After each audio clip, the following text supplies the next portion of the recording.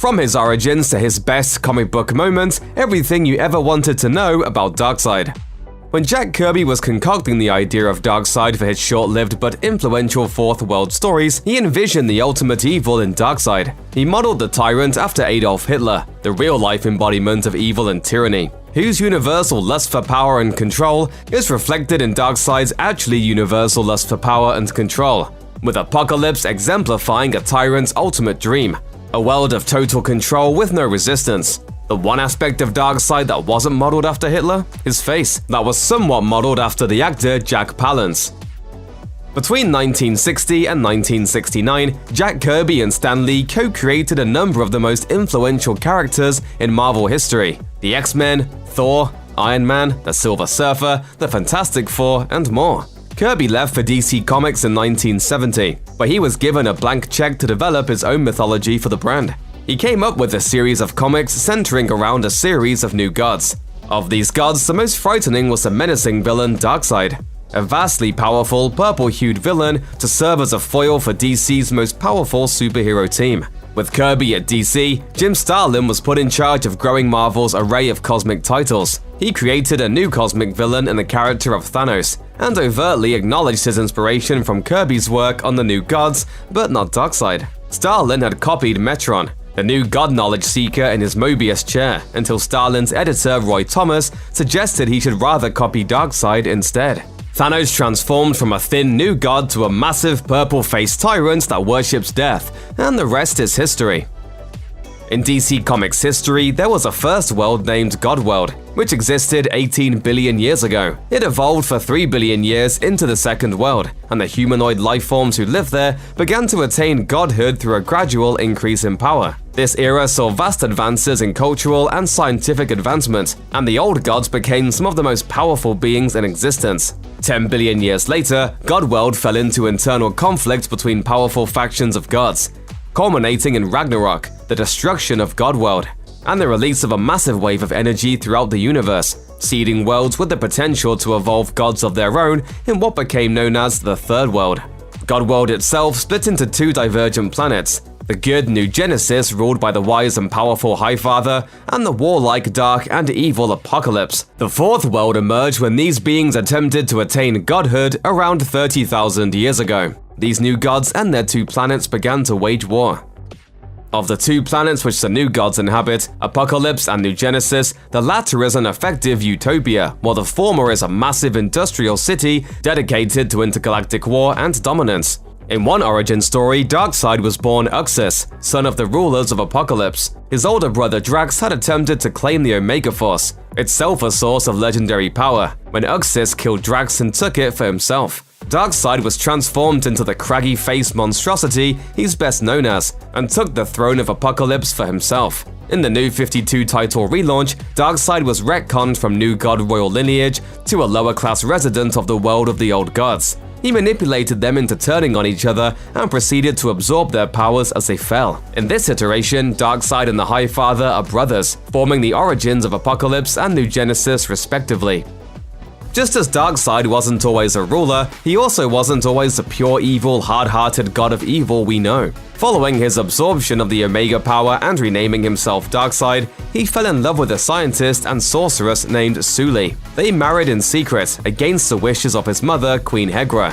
Suli began to gradually tempt Darkseid toward goodness and away from his plans of universal domination, and together the two had a son named Kalibak. Darkseid's mother Hegra, fearing Suli's positive influence over her son, had Suli poisoned. Darkseid became even more hateful in his heart, and his mother forced him to marry a woman named Tigra, who gave birth to Darkseid's second son Orion. He sought his revenge, ordering Darkseid to poison Hegra in retaliation for her killing his love and to stake his claim as ruler of Apokalips. In the long-standing war between Apokalips and New Genesis, the two worlds achieved a temporary peace with a novel deal. The rulers would exchange sons, each raising the other's progeny. Darkseid gave up his second son, Orion, to be raised by the New Genesis ruler, while the latter sent his son scot-free to live in Apokalips, where he was trained and tortured by Darkseid's minion, Granny Goodness. For his part, scot-free found he had a godlike ability to escape effectively all traps. He eventually used this ability to escape to Earth with his wife Big Barda, becoming the hero Mr. Miracle. Orion, on the other hand, became aligned with the side of good as the greatest protector of New Genesis, and the one prophesied to defeat Darkseid. Still, at least one of his sons followed in Darkseid's footsteps. Darkseid's first son, Kalibak, is evil, often serving as Darkseid's second-in-command, though comics lore has made it clear that Darkseid respects his heroic son Orion more than the son following in his footsteps. As a new god, Darkseid has a number of powers that make him among the most formidable of DC villains. His skills and powers include immortality, impossibly strong and durable physiology, unrivaled tactical prowess, and a command over the Omega effect, a form of energy that allows him to emit Omega beams, powerful energy beams that can lock onto and never miss a target. They can shift direction in midair, destroy planets, move faster than speedsters, and even harm the likes of Superman. And that doesn't even include his Omega Sanction, where an individual gets trapped in a parade of increasingly dreadful and hopeless artificial lives.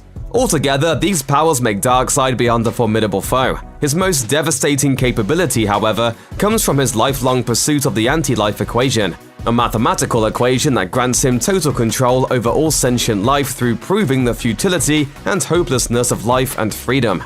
For years, he has searched the galaxies for the legendary anti-life equation, a formula that would give him complete control. Anyone who hears it is subject to Darkseid's absolute control, and it can even grant reality-distorting powers. It's a long equation, but its mastery granted Darkseid the ability to attack Earth, enslave billions, and attempt to reconstruct the planet as a new Apokalips in Final Crisis.